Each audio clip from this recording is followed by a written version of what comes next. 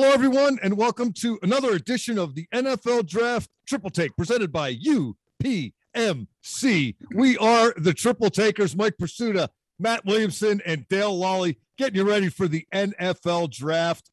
And, guys, this is our first post-combine taping of an NFL Draft Triple Take presented by UPMC. Before we get into defensive tackles, which is the tackle du jour or the topic du jour, I got to tell you, I'm amazed at what these guys look like, not just how big they are and how fast they run, but the way they carry 280, 290, 300 plus. I've never seen anything like it. Matt, I know you used to do this for a living, boots on the ground, so to speak. How much better these guys look now than even 10 years ago in terms of just overall physique?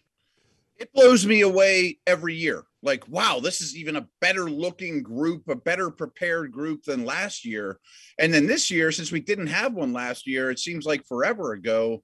And I thought the same thing. I mean, there used to be fat guys. There's no fat guys anymore. You know, I mean, I always talk about the athletic advantage the defensive front has over the offensive line, and the offensive linemen are moving along quickly, but not like the defensive players. The big guys on defense are just evolving at a ridiculous pace.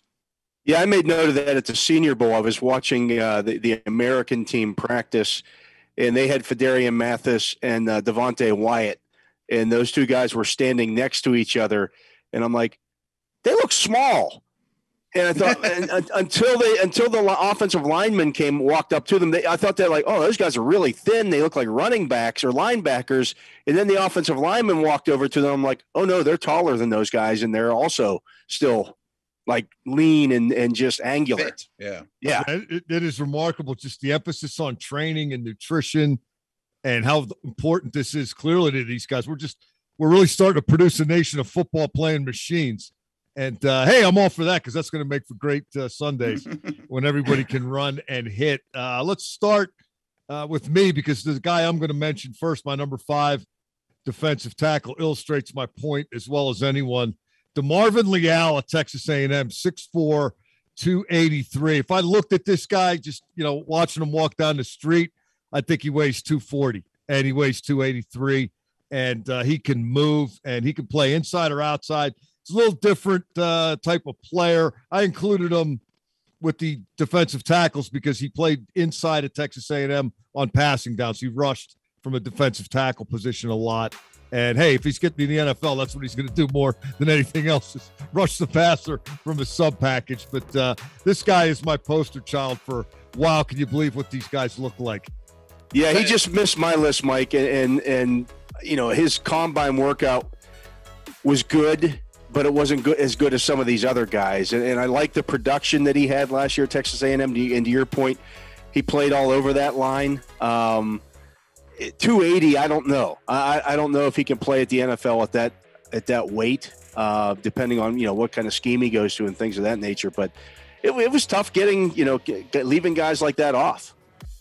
Yeah, he was my 5th guy. And there was 2 names that might come up from your guys' list that I had a hard time leaving off. I don't love Leal. I mean, I think that everything you said, Mike, I agree with, and you can see why he's a monster recruit.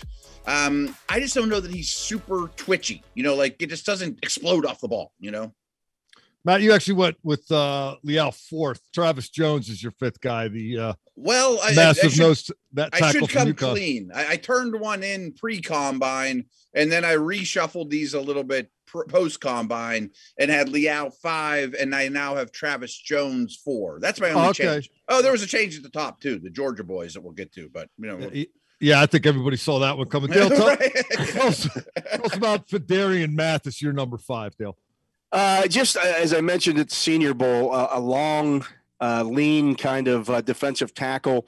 He could play defensive tackle on the inside of a 4-3 or outside in a 3-4, depending on what you ask. He was a team captain at Alabama in 2021, which, I think kind of matters, for guys coming out of that program with all the other good guys that they have. He was considered one of the captains. 10.5 tackles for a loss last year, 9 sacks, 53 tackles. I mean, there's just I think he has a high floor Yeah, he's kind of like one of these what you see is what you get kind of players, which, to be fair, is what a lot of these Alabama guys are. I mean, you see these guys, these Alabama defensive tackles in particular, the highly drafted ones, stepping right in across the league and becoming instant starters and, very good contributors over the course of their careers. Dale, keep going because you and I both have the same number 4. That would be PERRION Winfrey of Oklahoma. Yeah, he tore up the Senior Bowl. He just destroyed people. Was a JC guy, so maybe not quite as heralded as some of these other guys. But man, he was dominant in the Senior Bowl practices. He was the national team MVP with 5 tackles and 2 sacks in that game as well. Did okay last year at Oklahoma. Again, it was a transfer out of Iowa Western Community College. Not exactly a football factory there, but he's still just 21 years old. So, you're going to get a lot more upside with a guy like that. And I think he's a player that is definitely ascending. And we've got the same number 3 as well. I've got Travis Jones there, as do you, Dale. Matt, you said you had Jones 4th after the combine. I did. Because he's over 300 pounds and he runs a sub 540. It's ridiculous. It really was. I mean, I moved him from 5 to 4. And by the way, it wasn't the fastest sub 540, and he's not the heaviest over 300 pounds. So he's one of the guys that is over 300 pounds that ran a sub 540. Yeah, and I don't know that we have to, really hold that one out like where no one's gonna like Jordan Davis isn't gonna come up. And I think Jordan Davis being this class might have hurt Travis Jones a little bit. Like no one's talking about what a freak this dude is from UConn because Davis was even freakier. But so I mean, I love him. I mean, I feel a little bad putting him all the way down at 4. I just like the 3 ahead of him, and one of them is a borderline D-end, D tackle. I kind of cheated with my number 3 guy, but Jones was great on tape, better at the Senior Bowl, better at the combine. Like, what don't we like here? Really heavy hands. I mean, when he hits somebody, it's like a heavyweight boxer with his punch. I mean, it just kind of shocks the offensive lineman. He's really interesting. Yeah, 325 pounds, 4.92. Not official. Bad. And, wow. To me, if you can stuff the run, that's enough for that nose tackle position. I know everybody also wants them to be able to rush, but stopping the run's important. These guys, and we're going to get to Jordan Davis in a little bit here, but these guys appear to be multi-talented, multifaceted interior defensive line players. Matt, your number 3 is Logan Hall of Houston. Yeah, and again, he's sort of a tweener. I mean, he's not quite 280 pounds, very long, almost 6'6". And I kind of look at him like a DeForest Buckner, put on about 5 or 10 pounds on him with those crazy long arms and long limbs and just keep those shorter guards off of him. But he can line up outside as kind of a base 4-3 end as well. I think he does a lot of things for a defensive front. And last, but certainly not least, we've all got the last 2 in the same order, I believe, right? Devonte Wyatt, number 2, and Jordan Davis, number 1. Devonte Wyatt, 304 pounds, ran a 4.77, and Jordan Davis, 341, 4.78. Dale, I like this guy. Now, they listed him at 360 this past year at Georgia. I'm told that he played at 350, according to scouts who went through between the hedges during the season, but he was still down a little bit for the combine. I liked him when all I thought he was a run stuffer who could make plays sideline to sideline. I didn't care about pass rush and that type of stuff, but oh my God, 478. He's 341 pounds. Yeah, we're getting a little redundant here, but I'm still having a hard time wrapping my head around what I saw in Indianapolis. And just seeing him at the combine, how wide his shoulders are and how broad he is. I mean, he's just a massive human being that is an athlete. Both of those guys. And people might say, well, Jordan Davis only played 24 snaps a game at Georgia last year. Well, he had Devonte Wyatt there with him as well. And then they've got another guy coming up. I believe his last name is Carter, who will be probably the top defensive tackle taken in next year's draft. He might be better than these guys. And he might be better than these guys. So right. this doesn't, Matt brings this up all the time.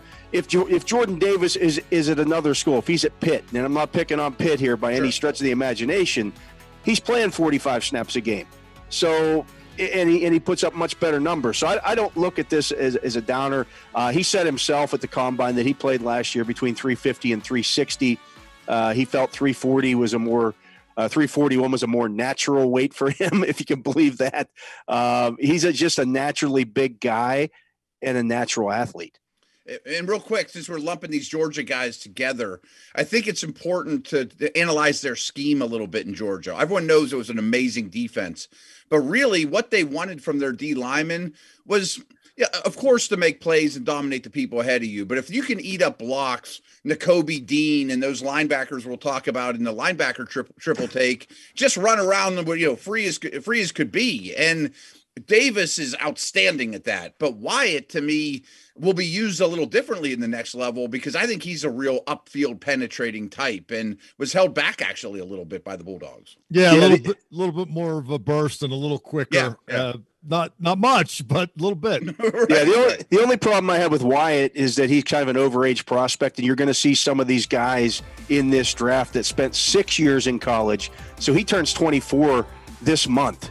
Some teams may hold that against a guy like that. You probably only get, maybe one contract out of him if you take him in the first round.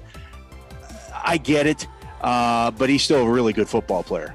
Really. Yeah, I'm with you. I don't mind the extra experience, particularly when we talk about these defenders. Some of these offensive people we talk about upside. Matt, you've mentioned on these programs how it sometimes takes tight ends a while, to develop at the NFL level for whatever reason. Quarterbacks obviously grow into the job. If you bring a guy in and you know what he does and he does it for you for 4 or 5 years, mission accomplished. 100%.